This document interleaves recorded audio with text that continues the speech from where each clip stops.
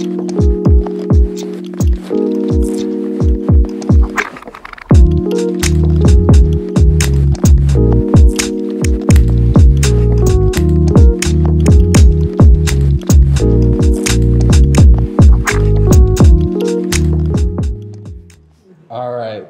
ice is broken here. All right. Thanks for doing this, Jamar. Thank you for coming on the podcast. Definitely interested in learning more about your background and kind of, your journey through social media. So why don't you maybe let the listeners know, like, what are you working on, and maybe just introduce yourself. Yeah, well, thank you for having me. I'm Jamar. I am a social media strategist for coaches, consultants, experts, anyone that needs to use their actual brand to actually bring in cash for their business. I started just my first big boy job was out of college in 2014, and I managed about 200 real estate agents' social media accounts. And through that whole time, it was so realtors sometimes have a bad rap, at times because they want things the way that they want it. And with the social media package that they bought, it was a little bit harder for them to have that customized thing. And so with me wanting to kind of help them take it a step further, I kind of branched out and did my own thing. And so through that, I was able to kind of just work with people one-on-one through my strategy sessions, VIP days, and my group coaching program. Love that. So let's go back to the beginning. What interests you about social media, just generally speaking? What made you decide, okay, I think we all kind of look at it from a certain perspective. Mm-hmm. Is this something that is is it a real world type of thing, or is it just making more of who you already are?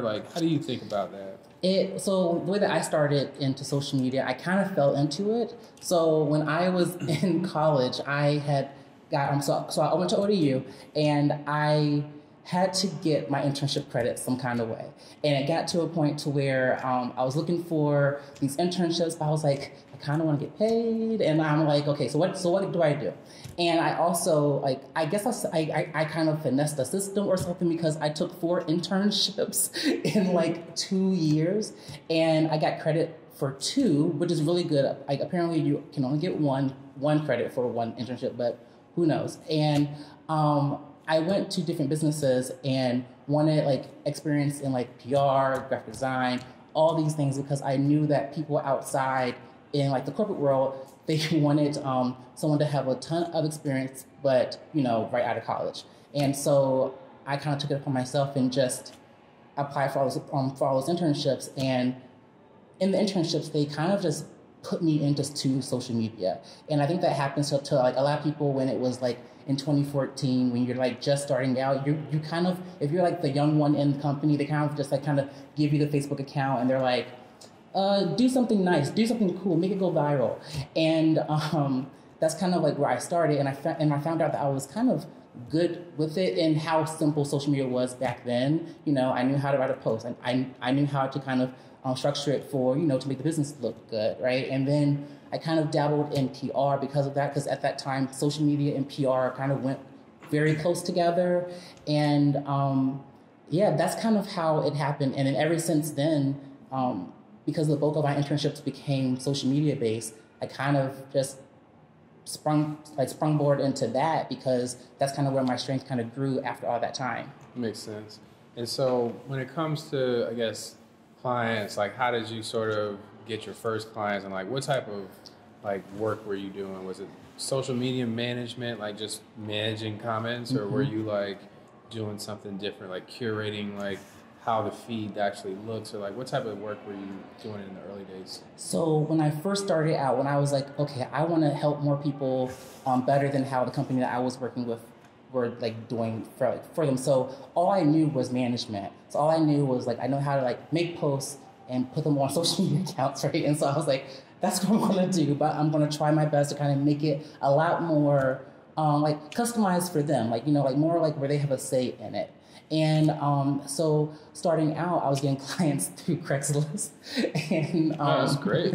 I love that. I was like, what can I do? Because like it was what only. were you doing in Craigslist? Like, what would you look under? Like the classified, like the services section? Or yeah. So I used the jobs section. So there was like a. Back in the day, there was like a way, where contractors also posted in the job section. Like, so it was like a mix of people looking for jobs and people hiring people for jobs. Yep. And so like I would say, I still use like my same screenshot that I had. So I still use my Craigslist ad in all of my webinars and stuff, because it's like, I feel like people like forget about Craigslist sometimes, but yeah, it's there. It's probably got like how many? It's got to have a crazy amount of people there. Oh my gosh, yeah. And so I was posting experienced social media manager for freelance like opportunities, right? And so I told them that I would post on their Facebook, Twitter, also like Facebook and maybe even LinkedIn. I was like just doing a lot of like management and also reputation management for them, like just kind of getting their listings on like Google Plus, Yahoo, and Bing, just kind of getting their stuff set up, and then the management after. Understood. And did you have it sounds like you kind of refined over time and got like more niche and got more like, you know, specialized. So like, what do you kind of specialize in today, and what type of industries do you focus on? So typically now I specialize in the strategy side. So not so much the like day-to-day posting, because at that point, like I kind of take people who are already the expert and help them show them how they need to make a strategy to actually bring people into their business to get those leads that they want through online marketing. So it's a lot more like content marketing based, strategic marketing based, like, you know, learning how to like actually sell in DMs versus just kind of, you know, just mass blasting people, like kind of understanding how to use social media as a strategic tool and not so much as like just a marketing medium, just kind of just one to many. Yep. And so from a, I guess, evolution standpoint, like what type of clients are you working with in terms of like are you working with Walmart size company, like Fortune 1, or are you working with like, you know, solopreneurs? Like who do you kind of specialize in? Typically it is the solopreneur, the like career coach, the financial advisor, people who are really like the only way that they can get people to know more about them is by kind of opening up a little bit more, because no one's going to trust you unless you kind of do that and also show that you're the expert at the same time. So I normally focus on those, but then I also have some kind of corporate clients where I think about just a few months ago, I worked with ODU Athletics and kind of held a VIP day with them and kind of taught their whole athletics division how to properly use social media to get more people to come to the stadium and to all of their other events out there. So it's a little bit of a mix. Like, you know, I don't get that many like corporate clients, but most of my base is in the solopreneur or the small business aspect of it. But every now and again, people talk, and then someone has like a friend or a connection in a corporate company, and they're like, Jamar can help you. You should get him to help you. Like, y'all are doing kind of okay, but you're gonna get better. Yeah. So yeah. How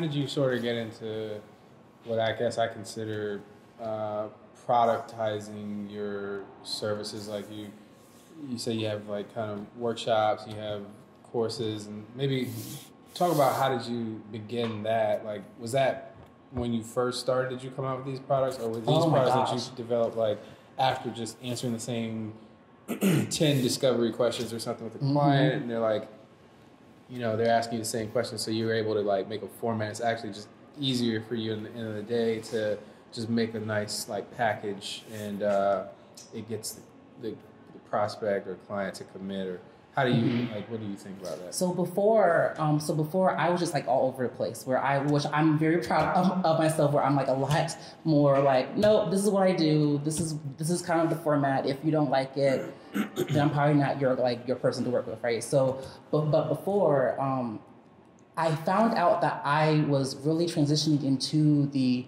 strategy side because like I was growing in my actual like corporate career too. So I was like moving jobs to doing more strategy type based things. So as my career grew in my corporate side, so was my business too. So what was happening was I was getting promoted. I was moving into more strategy lead generation type of positions, and so I was able to kind of learn that and teach that to my own clients too. So it's not just about having a pretty feed. It's not just about posting every single day, just anything. It's more about like, are you connecting to your client? Are you posting the right kind of stuff? Doesn't really matter what time you post. Are you posting the right stuff? Are you sending out the right messages that are going to get people to do what you want them to do? And so over time, I kind of saw I was making people think about that. And so when people were hiring me for management, they're like, I just want you to post this stuff for me. But they didn't understand that I needed that information to post for them for it to work. And then over time, I started getting a little bit burnt out with management and said, you know what, I'm going to kind of shift a little bit and help people actually do what I know how to do, because every now and again I would get like friends or like other like solopreneur people that were like, hey, like, let me ask you this question about like this type of product or that kind of product, or should I be posting this? Like, I just can't get captions, or what hashtag should I be using? And so it kind of got to the point to where I started realizing that these people don't really understand who they're talking to. They don't really understand the ideal client. They don't know who is the person that they want to connect with, or they want to take like that they want to get money from, because we're kind of all taught just to kind of like keep on making money, keep on pushing out stuff. You have to go like spend as much money as you have, hustle, but there is another way to do that. And if you kind of just take some time, learn more about your ideal customer, the other things kind of fall into place. And so that's kind of where I started branching off into the strategy sessions, because so now my sessions are my whole like system into 90 minutes. Right, and so then you have homework, and then we kind of have your whole marketing strategy for the first 90 days, and then we'll see you in the first 60 days, and then what is wrong with me? The 30 days, and then I'll see them again next month. And then the VIP days are more so like it's like a long form like meeting where we're sitting for like half a day, maybe even like a full day, which is like 8 hours. Sorry, not 8 hours. It's more like 6 hours. The half day is 4 hours, and we go through my whole thing. We make sure that you're talking to the right people, your website is good, your landing pages are good. You have a system in place to kind of make to make a follower into a customer, and you have an email marketing system funnel in place so that you can kind of just start focusing on making content versus having to do all the things at once. So I'm trying to also shift them into thinking higher level, more automation, so that they can focus up on that connection point. Yep. And so how many different products do you totally like currently offer in your whole like menu? Like, what would you? I would say altogether, maybe I would say like 4. So there's the, like how we just talked about the strategy sessions, the 101. Then we have the VIP day, which is just like one day. Then we have the option for the like coaching program, which is 3 months. And then we have every now and again I open up it to like a group setting. So that's 4. And then I guess 5 would also be my online like store, or like every now and again I may record a training that I kind of sell just for passive income. And what kind of results, or what kind of like things are working best right now from a digital standpoint for clients or yourself? Are you seeing a lot of like, is Instagram still a good place? Are you on something new and emerging like a TikTok, making whatever TikTok video? Are you on YouTube making something more long form? What's working? So I always say, so for me, YouTube and Instagram are like my main platforms, right? But that's because for me and for people that I teach them how to build their authority and also kind of set these systems in place. And so with YouTube being a search engine, is the second largest search engine, right? With Google being one, you're trying to build your authority on YouTube. And the long game is for people to find you through search if you optimize your videos properly, things like that. With Instagram, it's a lot more like quicker, right? So it can be a little bit quicker. And so I'm using Instagram to build that relationship, like searching for people a lot more. Like you can find people, you can actually find your ideal client, love them up, get them to know a lot more about you, build that know, like, and trust, and then convert them into an actual client. So those are the two things that I've been using the most. Pinterest is also a good one, but for anyone like starting out, I would just say maybe using something like using a search engine based platform and a kind of like relationship based one as well. Like, so for me, it's YouTube and Instagram. What's the trick with Pinterest? I mean, I know infographics are good. I know boards, pinfluencers. I just get annoyed. What is it? Like, how do you use it and make it successful? So the third largest search engine is Pinterest. And so that's why people are like, what is with it? Because you have to use it like it is a search engine.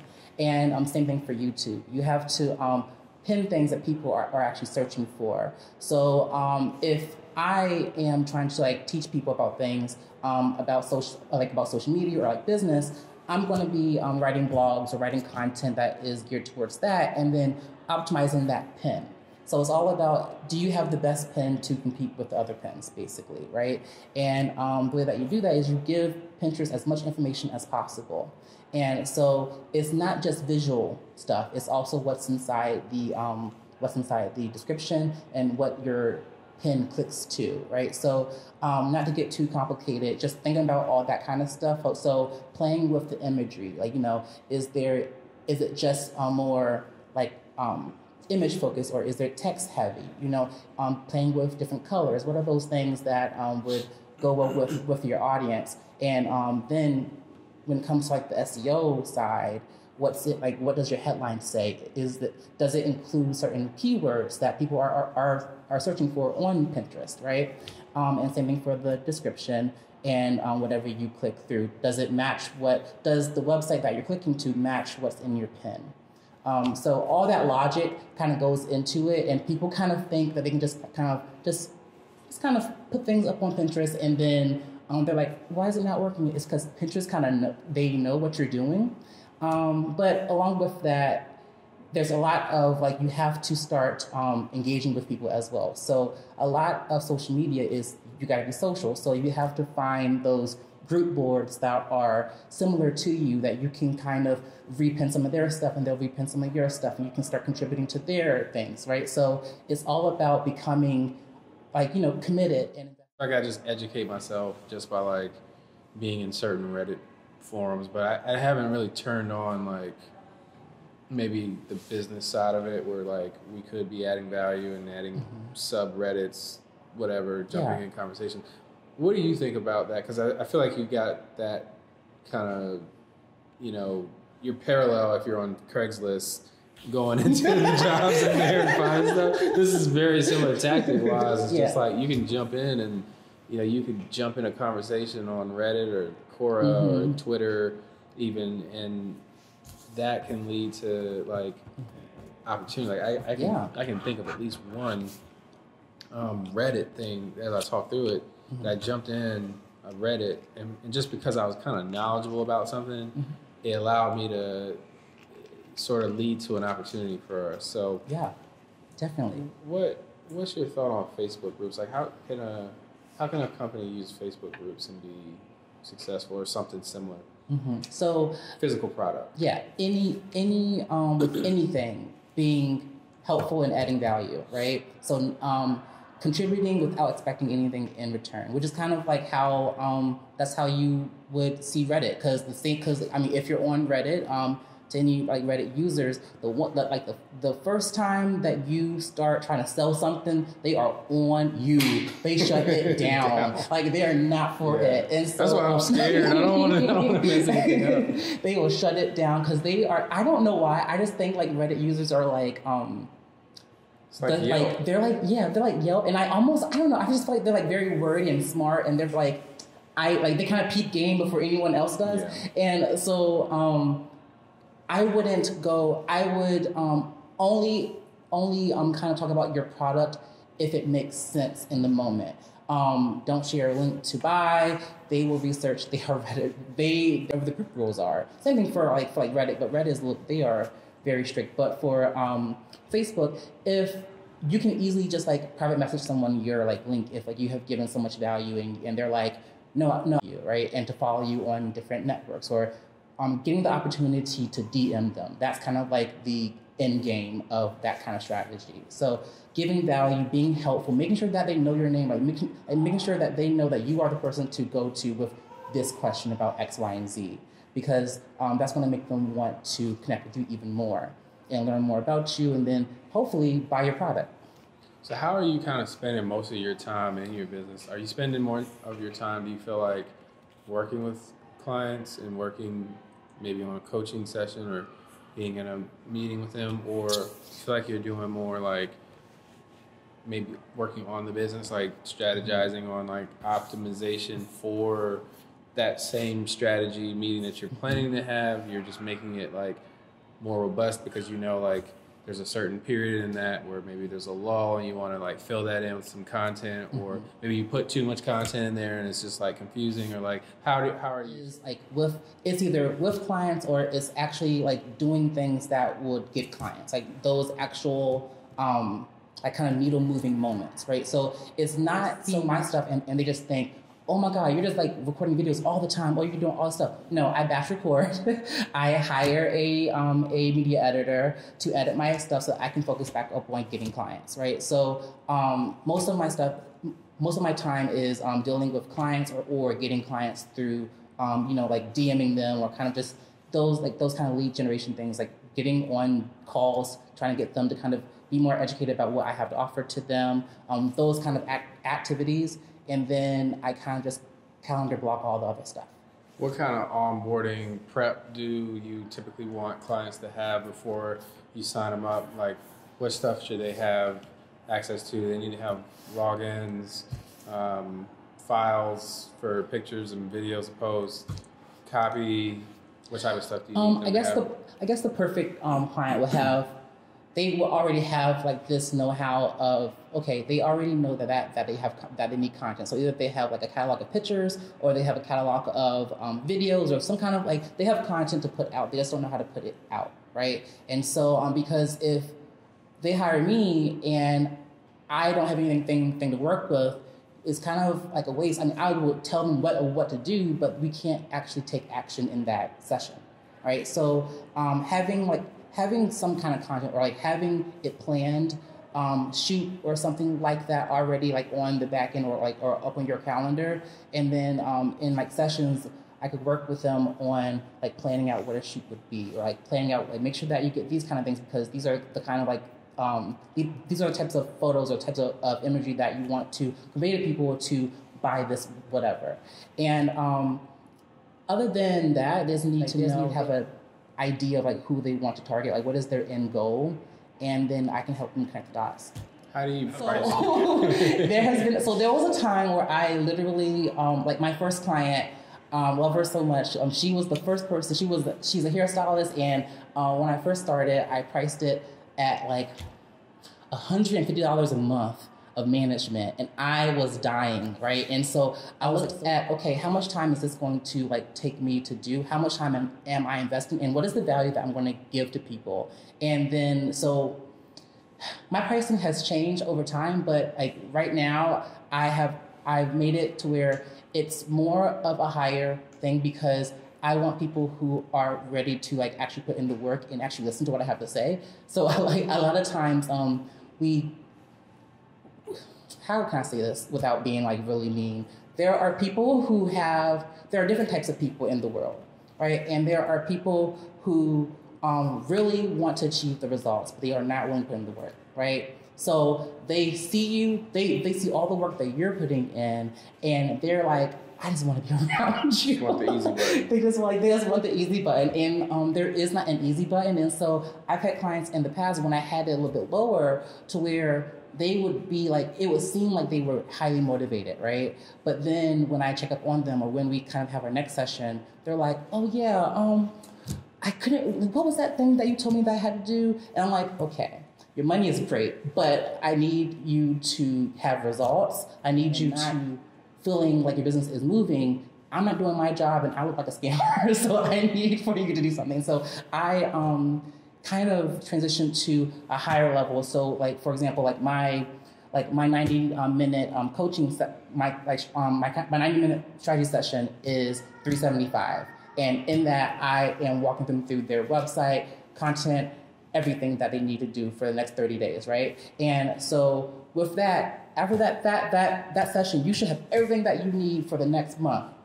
And you should be able to be getting a sale to cover whatever you have to pay me. And that's kind of the way that I say it, to where it's in your hands, like you have skin in the game and you're willing to commit and actually do it and actually put in the work to, accomplish and achieve those results. And so it's been a struggle sometimes to kind of pick that, to kind of price my stuff. But right now I feel so good about it. And I feel like if you are ever in a position of like figuring out what you should be pricing your services, if you don't feel good about it, then raise it. That's kind of how I've kind of learned that in the way. So why am I worrying about how much they can like actually pay? How about I actually charge what I want to charge and what makes me feel happy and what makes me feel like I can give them the make them feel like I can give them 110% like right out the gate without feeling like I'm like regretting this decision. So that's how I price my stuff. I like that. I think we got the quote right there for the episode.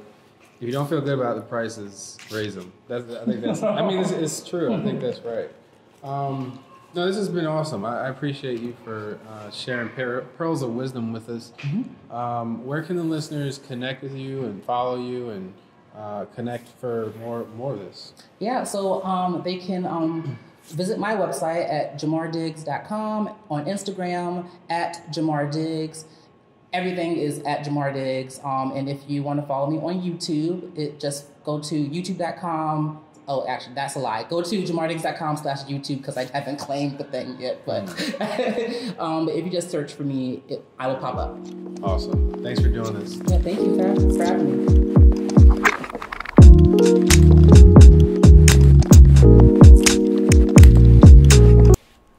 me give one big clap right quick so I can match you.